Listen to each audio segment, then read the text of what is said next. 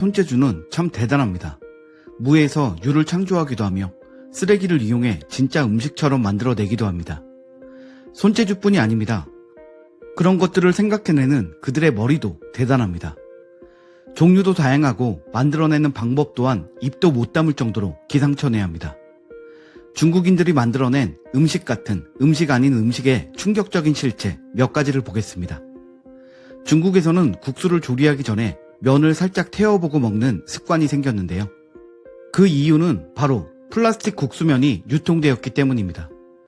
플라스틱에 합성 수지를 섞어 탱글탱글한 면발로 위장해 판매를 한 것입니다. 일반 국수보다 20분의 1이나 싼 가격에 많은 상인들이 이 국수를 써 피해자가 어마어마했습니다.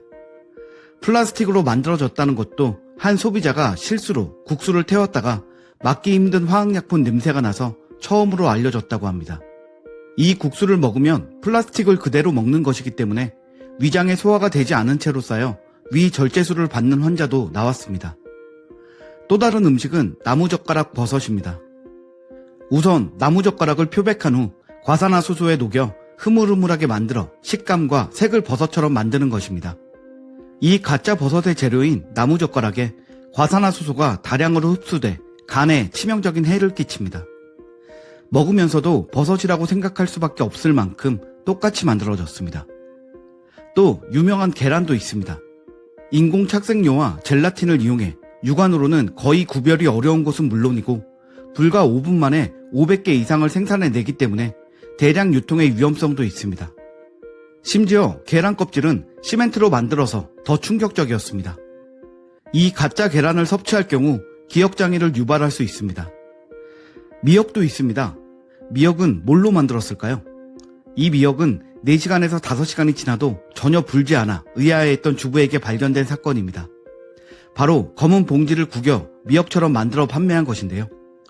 당시에 가짜 미역을 만들어내기 위해 창고에 다량의 봉지를 쌓아둔 것도 발각되었습니다. 또 중국과 뗄래야 뗄 수 없는 대표적인 음식인 만두가 있습니다. 워낙 수요가 많은 만큼 만두로 인한 사건은 종종 일어나곤 합니다. 만두피를 하얗게 만들기 위해 공업용 표백제나 살충제를 썼으며 만두 속에는 중량을 늘리고 부피를 키우기 위해 폐 휴지를 불려서 넣기도 했습니다. 탄저균이 있는 돼지로 만두 속을 넣어 발각된 사람 중엔 사형을 당한 사람도 있습니다. 이번엔 계란말이입니다. 계란말이를 할 때 식용유의 비용을 아끼기 위해 공업용 기름을 사용했습니다. 더불어 계란 특유의 노란색을 선명하게 하기 위해 공업용 색소도 함께 넣어서 말입니다. 이렇게 계란말이 등 튀김 요리에 사용하는 식용유를 속이기도 했습니다. 일명 하수구 식용유 사건으로 불리고 있는 이 사건은 하수구에 버린 식용유들을 한데 모아서 다시 판매한 것입니다. 이 식용유는 단순히 오래된 식용유가 아니라 실제 쓰레기로 버려져 머리카락, 오물 등이 함께 있던 진짜 쓰레기였습니다. 일반 식용유 가격의 10분의 1밖에 되지 않아 많은 음식점들이 사용하고 있었습니다. 정말 끝도 없습니다. 다음은 10년 전 아시아의 돌풍을 몰고 왔던 버블티입니다. 버블티에 타피오카 펄을 폐타이어로 만들어 유통하다가 적발되었는데요.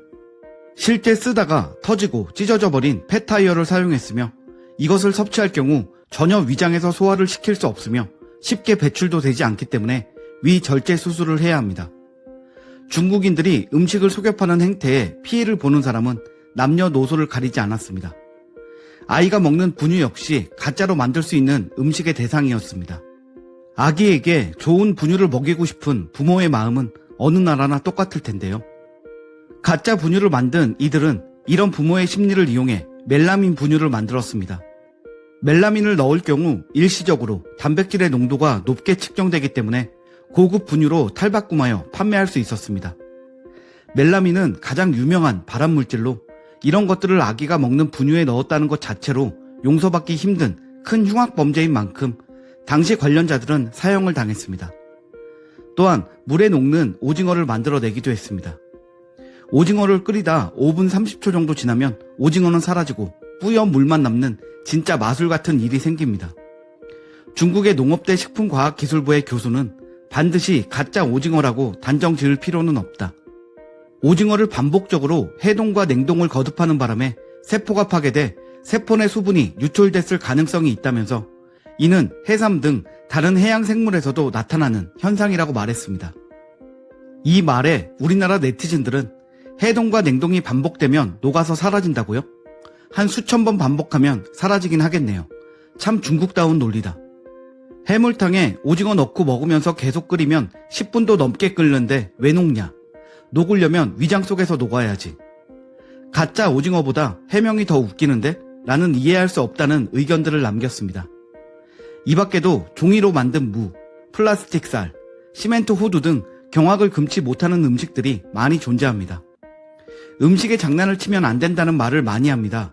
하지만 잘못 먹으면 죽을 수도 있는 음식을 만드는 것은 장난도 아니고 흉악한 범죄라고 볼 수 있습니다.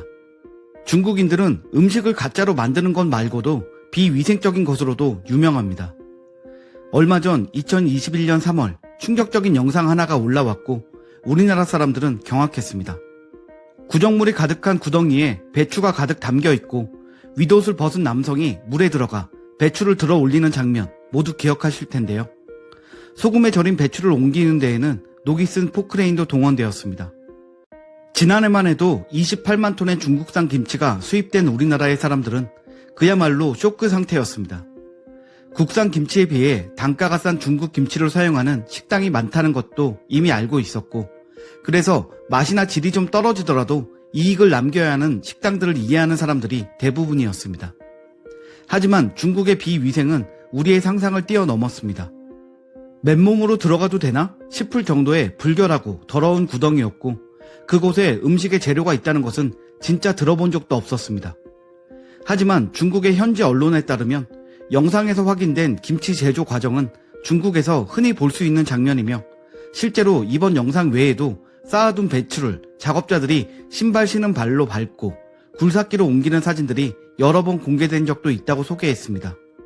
이후로도 말린 고추에 수백 마리의 쥐가 돌아다니는 영상, 김치 양념을 맨발로 버무리는 사진 등 한국인을 정신적으로 버티기 힘들게 만드는 중국의 이런 모습은 계속해서 나오고 있습니다. 이런 상황에 우리나라의 김치 공장 영상이 올라왔습니다. 푸드 스토리라는 유튜브 채널에 올라온 김치 공장의 영상을 보면 중국 영상을 보고 받은 충격을 잊게 해주고 마음의 안정을 줍니다. 김치를 담그는 데 들어가는 모든 재료는 청결하고 깨끗합니다. 그런데도 여러 번의 세척을 더하고 위생적인 차림과 번쩍번쩍 청소가 된 기계들은 눈부시게 깔끔합니다. 뽀얀 배추를 보는 것만으로도 힐링이 되는 것 같은 영상이었고, 조회수가 1744만을 넘을 만큼 세계의 많은 사람들에게 폭발적인 관심을 끌었습니다. 다행히도 외국인들은 진짜 김치라는 것이 어떻게 만들어지는 것인지를 알게 되었습니다. 더러운 시궁창에서 절여지는 것은 중국 김치라는 것도 알게 된 것이지요. 영상을 보면 많은 것이 자동화되어 있지만 그래도 양념을 골고루 버무리고 배추 속을 넣는 것은 일일이 사람 손을 거쳐야 하는 일입니다. 손이 많이 가는 만큼 정성을 들여야 하는 것이 김치인 것입니다. 중국의 말도 안 되는 쓰레기와는 비교조차 안 되는 모습입니다. 오늘 준비한 소식은 여기까지입니다. 구독과 좋아요 부탁드립니다. 감사합니다.